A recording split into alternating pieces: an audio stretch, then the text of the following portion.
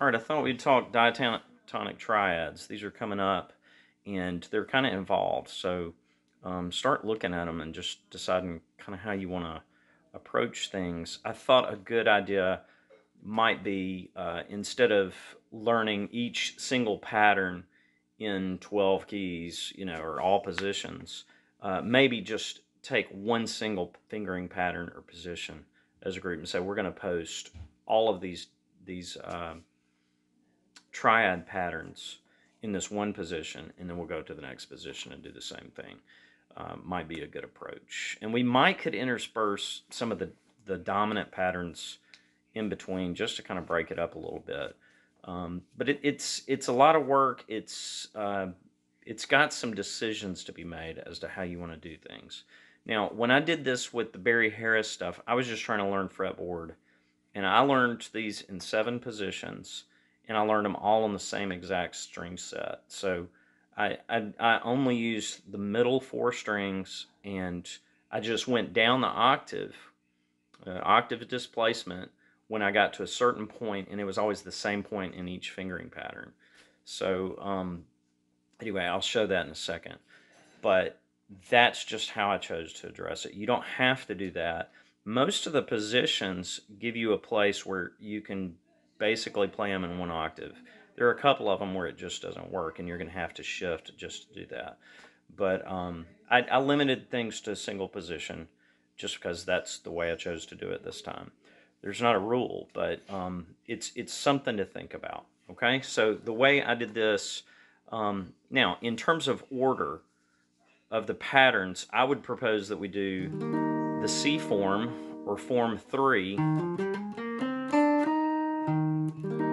that we do that one first as a group.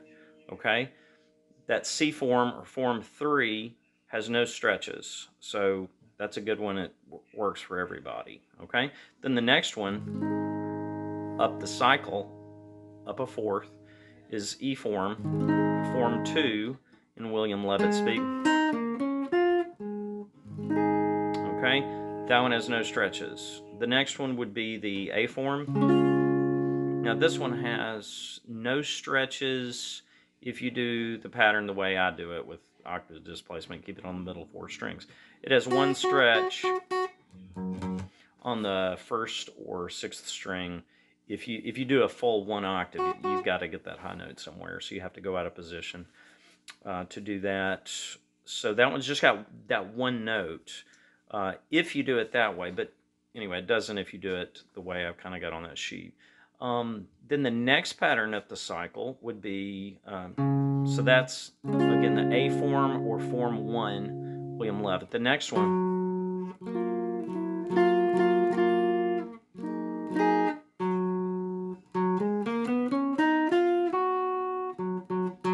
is the D form from Caged, okay, or form 1A, William Levitt speak. Okay, that's G flat or F sharp.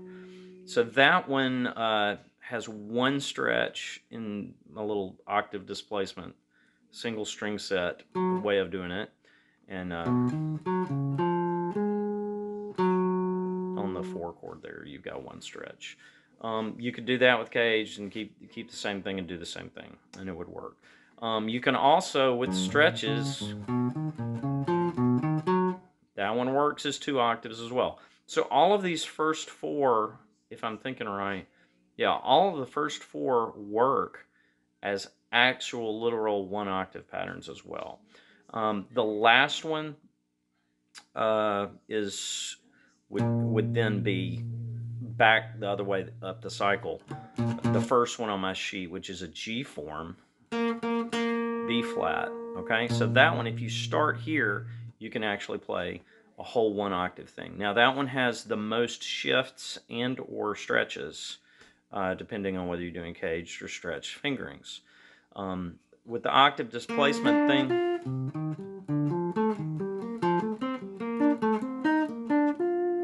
well, even with that, it's got a stretch on 3 of those triads. So if you haven't been fingering things that way, you wouldn't want to. You'd do it the other way.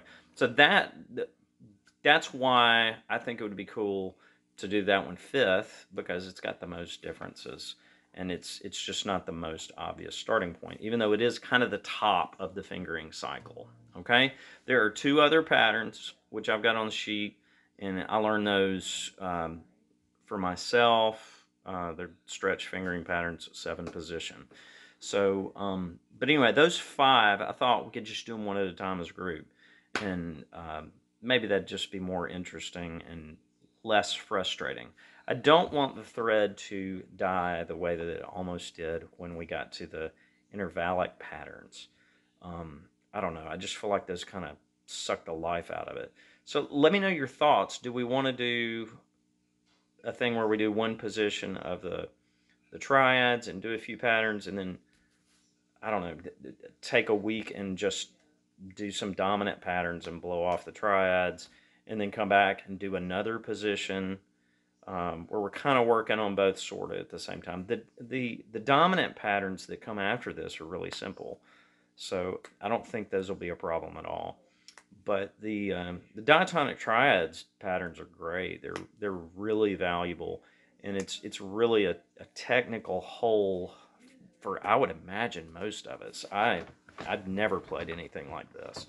So anyway, just take a look at, if you want to take a look at what I did with it, you know, feel free.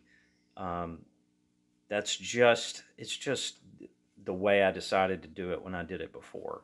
It's I didn't make grids and things. I made this just to kind of show what I'm doing, but you can do it any way you want to do. So let me just go through them in G.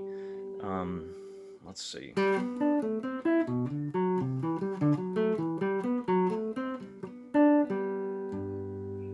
So that's with octave displacement.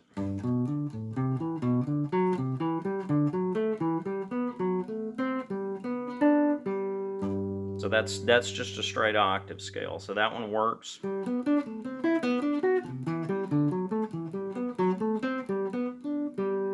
Okay, you could do the same thing.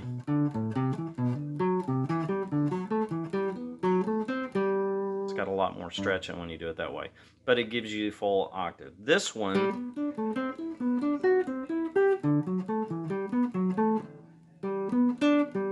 okay, that's one of the extra patterns. It doesn't have an equivalent in caged. That one doesn't really have a way to get 2 octaves in single position. You'd have to shift out or whatever. So for me, the octave displacement thing works there, and I wouldn't do it a different way.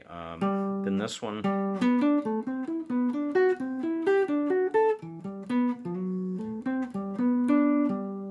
I think,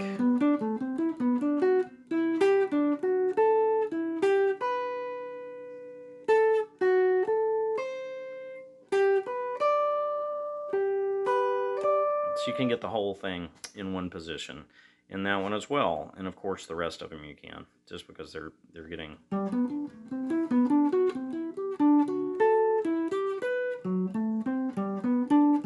So instead of displacing that, you could play it there. All right, with caged or now this one's not encaged.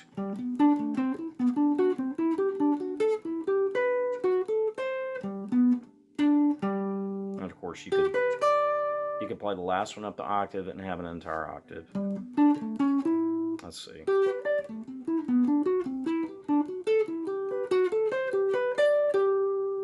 So that was octave displaced, or I could start here.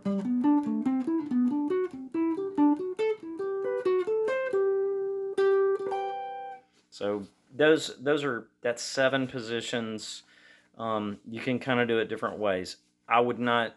Anyway, I would have had to practice a lot to be able to do those 1 octave patterns, and I would have had to decided to do that at the beginning and all of that. So it's just something to think about. If you do caged, you can mostly do all of them as straight 1 octave patterns, where you start on the low 1 chord and end on a high 1 chord.